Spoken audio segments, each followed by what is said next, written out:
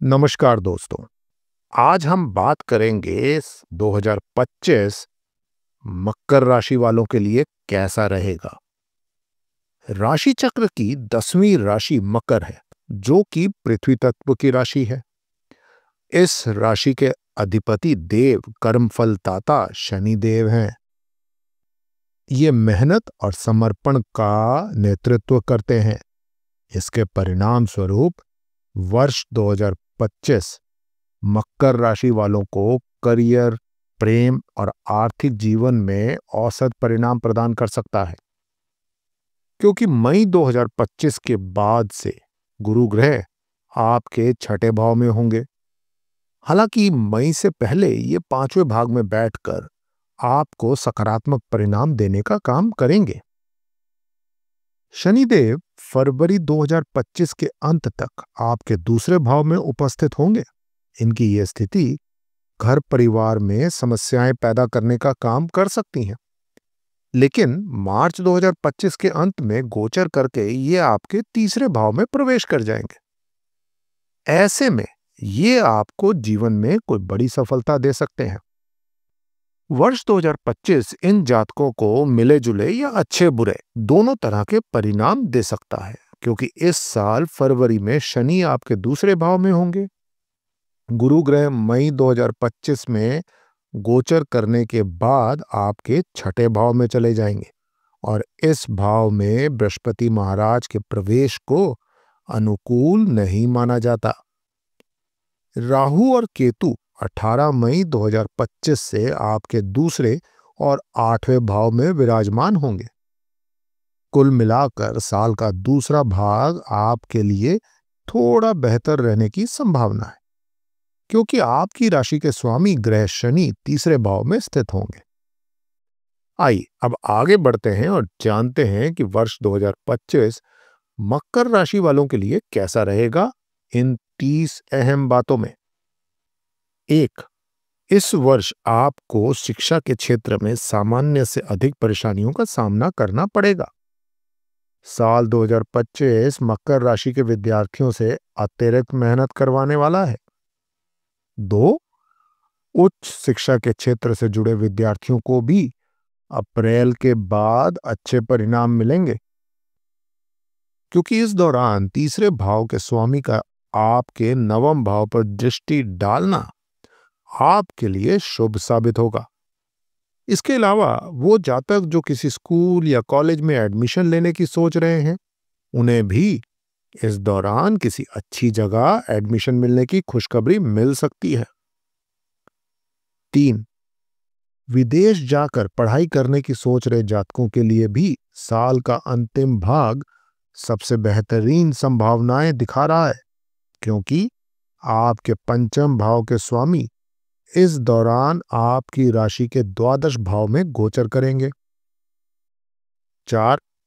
अप्रैल से सितंबर तक का समय प्रतियोगी परीक्षाओं और सरकारी नौकरी की तैयारी करने वाले जातकों के लिए विशेष रूप से अच्छा रहेगा, क्योंकि इस दौरान आपको हर परीक्षा में उचित परिणाम मिलने की संभावना सबसे अधिक रहेगी। 5. मकर राशि के विवाहित जातकों के लिए यह समय काफी उतार चढ़ाव लेकर आने वाला है। 6. शुक्र का गोचर विशेष रूप से मई के महीने में इस वर्ष आपके लिए सबसे अधिक लाभकारी होगा, क्योंकि यही वो समय होगा जब आप अपने जीवन साथी से उचित प्रेम और सहयोग प्राप्त कर पाएंगे। 7. इस वर्ष की शुरुआत आपके जीवन में कुछ चुनौतियां लेकर आएगी। इससे न केवल आपका मानसिक तनाव बढ़ेगा, बल्कि आप अपने जीवन साथी और वैवाहिक जीवन से भी संतुष्ट नहीं दिखेंगे।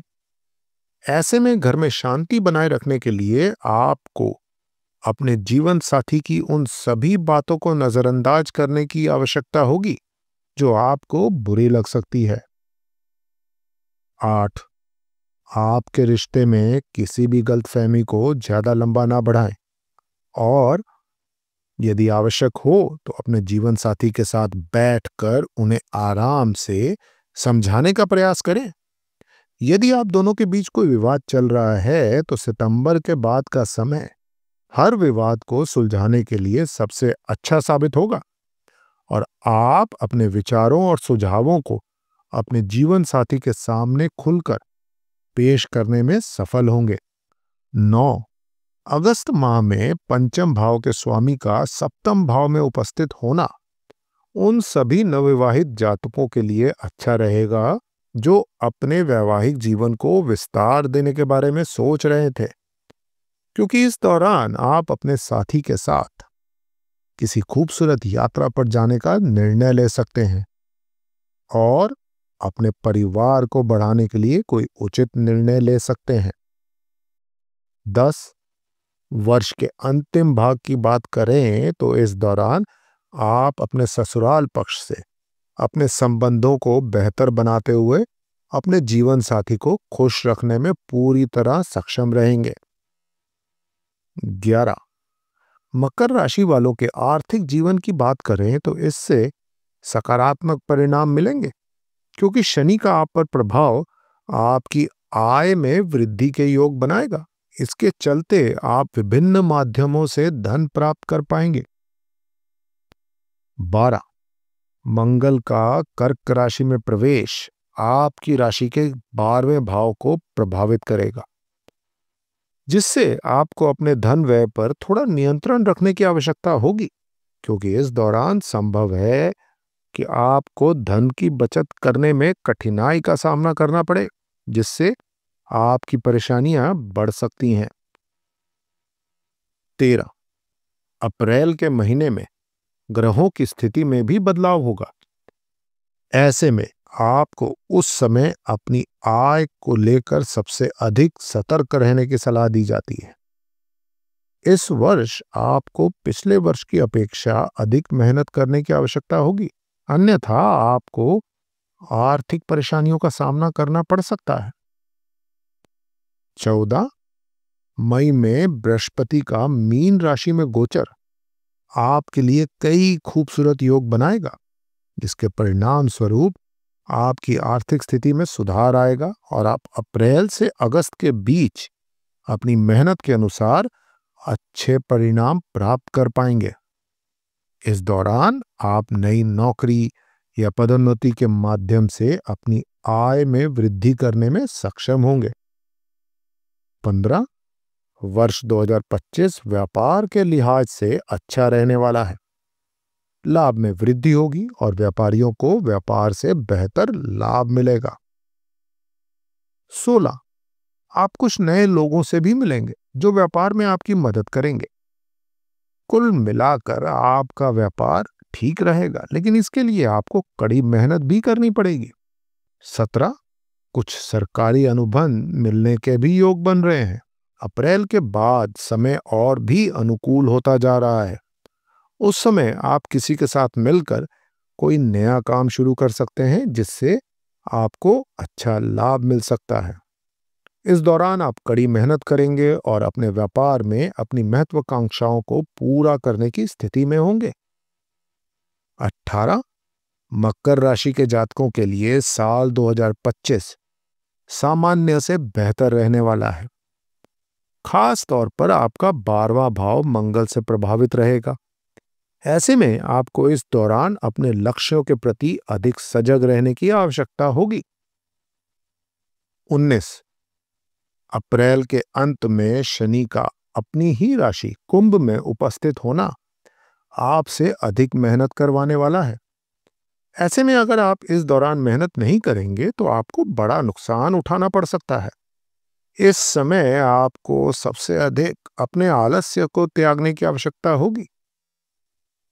20 अप्रैल का महीना आपके कार्यक्षेत्र के लिए थोड़ा कष्टकारी रहेगा। ऐसे में आपको अप्रैल महीने तक लगातार मेहनत करने की आवश्यकता होगी। 21 अप्रैल से अगस्त के बीच आपकी परिस्थितियों में वास्तविक सुधार आएगा, क्योंकि आपके प्रयासों के तीसरे भाव के स्वामी का आपके आय और लाभ के भाव पर दृष्टि होने से आपको अपनी मेहनत का अच्छा परिणाम मिलेगा। 22 अगर आप नई नौकरी की तलाश में हैं, तो सितंबर से लेकर साल के अंत तक का समय आपके लिए अच्छा रहने वाला है, क्योंकि इस दौरान आपके छठे भाव के स्वामी आपकी राशि के 12वें भाव में गोचर करेंगे। व्यापारी वर्ग के लिए भी इस साल का आखिरी भाग सबसे भाग्यशाली रहने वाला है। 23 वर्ष 2025 की शुरुआत आपके लिए कुछ हद तक परेशानी वाली रहेगी, क्योंकि इस दौरान आपके प्रेम संबंधों में उलझन और भ्रम, गलतफहमियां पैदा करने वाले कारक आपको परेशानी दे सकते हैं। इससे आपका रिश्ता सबसे अधिक प्रभावित होगा। 24 जून से सितंबर के महीने में आपका प्रेम जीवन फिर से नकारात्मक रूप से प्रभावित हो सकता है। इसके कारण संभावना रहेगी कि आप दोनों को किसी कारणवश एक दूसरे से दूर जाना पड़े। 25 अक्टूबर के महीने में कई लोगों के प्रेम विवाह के योग बन रहे हैं, क्योंकि इस दौरान प्रेम संबंधों के भाव के स्वामी का अनुकूल स्थिति में होना और साथ ही आपके परिवार के चतुर्थ भाव को दृष्टि देना आपके लिए शुभ योग बनाएगा। ऐसे में अगर आप विवाह करने का मन बना रहे हैं, तो इस बारे में अपने परिवार के सदस्यों से चर्चा अवश्य करें। 26 सितंबर के महीने में आपको अपने पार्टनर से व्यक्तिगत और पेशेवर दोनों ही तरह से सहयोग मिलेगा। 27 साल के शुरुआती समय में जब राहु आपकी राशि के दूसरे भाव में गोचर करेगा, तो आपको अपने स्वास्थ्य के प्रति अधिक सतर्क रहने की आवश्यकता होगी। यदि आपको कोई पुराना विकार है, तो वो इस समय भी आपकी परेशानियों का मुख्य कारण बनेगा।